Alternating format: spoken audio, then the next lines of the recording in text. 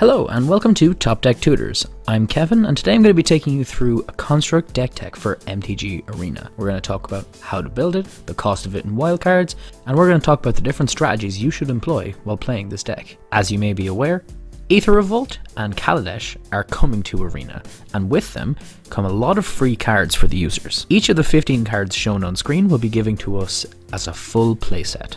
So we'll be getting Aether Hub, Aethersphere Harvester, Bomat Courier, Chandra, Disallow, Fatal Push, Fumigate, Glintsleeve Siphoner, Heart of Kiran, Pianalar, Scrapheap Scrounger, Spire of Industry, Torrential Gearhulk, Unlicensed Disintegration, and Walking Ballista, all as a full playset. In addition to this, we are also receiving one copy of each Rare and Mythic from Kaladesh and Aether Revolt.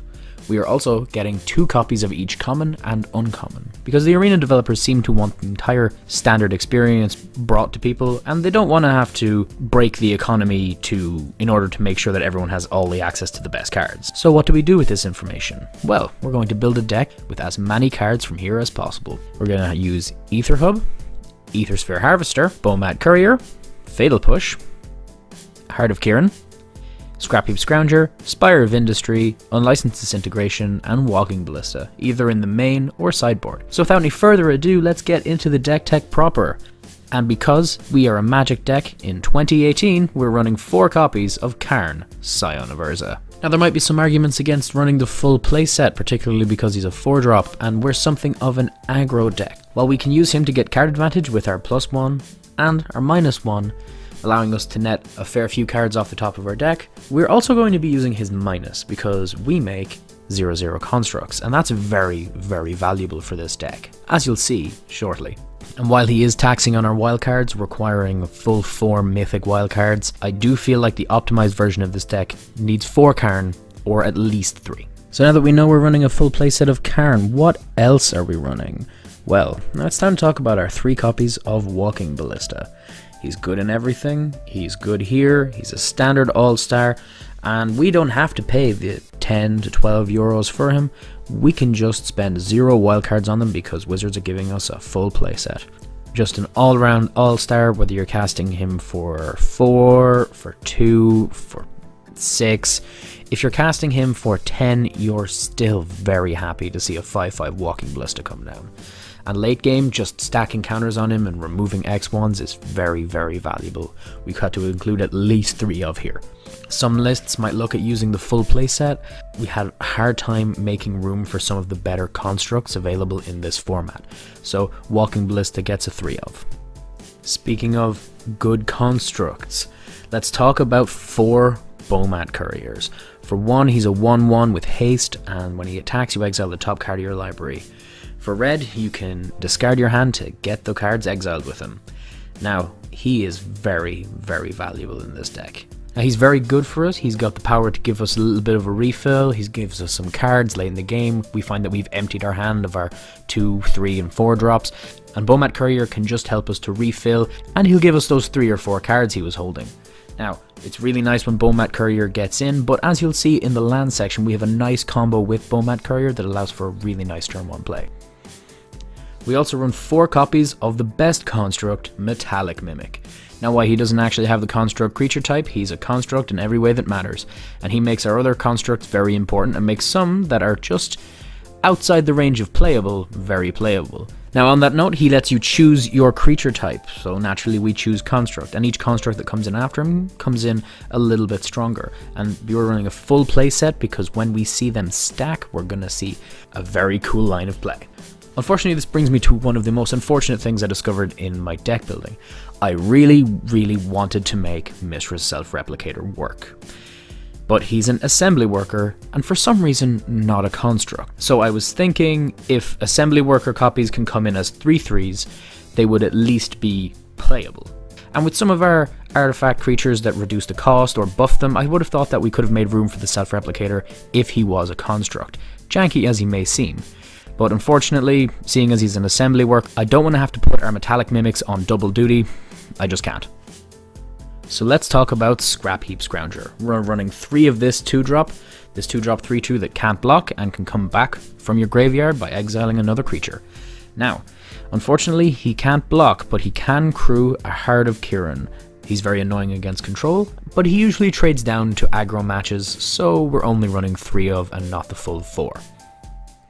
And speaking of Heart of Kiran, helping us to fill out that 2-drop slot is one of the best vehicles in Standard, if not the best. A 4-4 with Flying and Vigilance and a crew cost of 3 isn't bad. But we can also remove loyalty counters from Karn instead of paying the crew cost, which can just make for a crucial difference for late game swings, or perhaps our Karn's up to 8-9 loyalty and we don't really mind taking 1 or 2 off him.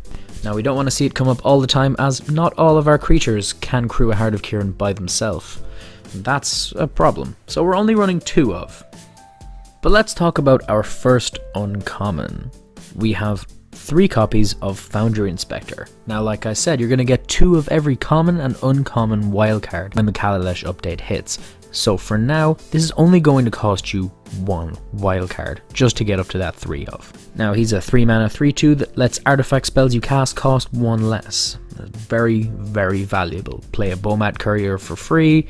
Anything you can do to reduce the cost of a Walking Ballista is worth running in my book.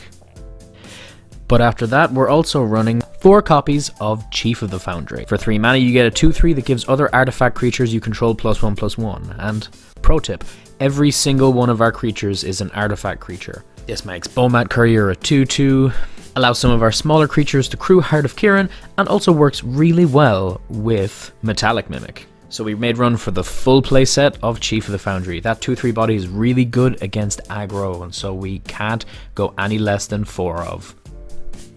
But it's time to talk about Scrap Trawler. For 3, he's a 3/2 construct with text. Now, whenever he or another artifact is put into the graveyard from your battlefield, return an artifact with less converted mana cost to your hand. Now that means whenever anything except a token or a Walking Ballista dies, you can get back a Walking Ballista from your graveyard. That is very important.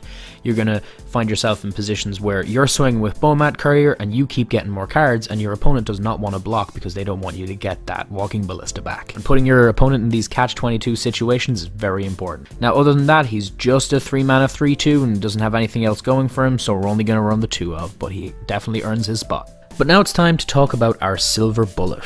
Something that for sure I'm going to try run 2 of, but I could only get around to run 1 of. That is Phyrexian Scriptures. For 2 and black, we get a Saga that in its first chapter gives one of your creatures a 1/1 counter and has other irrelevant text, and then in the second chapter it destroys all non-artifact creatures. The third chapter exiles all cards from all opponents' graveyards. Not even hitting our own, it's very relevant and allows us to get away without running Scavenger Grounds. Phyrexian Scriptures is very important, and destroying all non-artifact creatures can just mean you win the game. In any kind of board stall, you just kill. Now one thing to be aware of when you're playing Phyrexian Scriptures is that playing it will result in your opponent attacking in immediately as they have nothing to lose. This is really good against aggro and mid-range strategies, but I find that it falls apart too hard against control to go any more than 1 of, although I really want to run 2 of, and in further testing I may end up putting 2 in the deck. Your mileage may vary. Our last Silver Bullet is Noxious Gearhulk. We're playing a single one of this construct. For 4 and black, we get a 5/4 with Menace that when he enters the battlefield, he destroys a creature. If a creature is destroyed this way, you gain life equal to its toughness. Now, that last bit is basically flavor text, but he's a 5/4 with Menace that comes down, often at a reduced cost, and destroys something. We're playing enough removal in this deck that we only need him as a 1 of, and we're trying to keep our curve fairly low so we don't want to run more than 1 6-drop. It's time to talk about our removal package. We are running Fatal Push, Abrade, and Unlicensed Disintegration, each as a 2 of. The same as some other construct lists I've seen around, except we're going to tone it down a bit on the removal because we managed to find room for Phyrexian Scriptures and for Noxious Gearhulk. In the aggro matchup, we have more Abrade and Fatal Push in the board, so there's no need to worry about that. Now because we get 4 of Fatal Push and 4 of Unlicensed Disintegration, the only thing you need to actually purchase here is the Abrade. Now let's talk about lands. We have 2 Aether Hub, 4 Spire of Industry, and 2 Zhalfirin Void. Now Aether Hub, we don't have much energy use other than the Aether Hub, except for the Aethersphere Harvester in the board, but I feel like we have a very low number of colored sources that we can get away with just the 2 Aether Hub in the main. Particularly because we have 4 Spire of Industry. To give us access to those colors when we need them, we can pay 1 life to add 1 mana of any color to our pool, but only if we have an artifact, which we almost certainly will. Now Zhalfirin Void might seem like a strange inclusion, but we're running it for some semi-card advantage, and because we have enough colorless spells that we can get away with it. Now, Salfiran Void on turn 1 into Bomat Courier is also really strong. Allowing us to see what card we're giving him to hold for a while is very important information, particularly because we know whether or not we want to keep it on top based on the fact that we're going to play a Bomat Courier and swing in now. Alternatively, it can also help us to make important decisions as to whether or not to attack with Bomat Courier. Even in the late game, it's very much worth it. I really like Salfiran Void. Unfortunately, our color restrictions, particularly because we're running double black on both Phyrexian Scriptures and Noxious Gearhulk, means that I'm only going to run the 2 of here.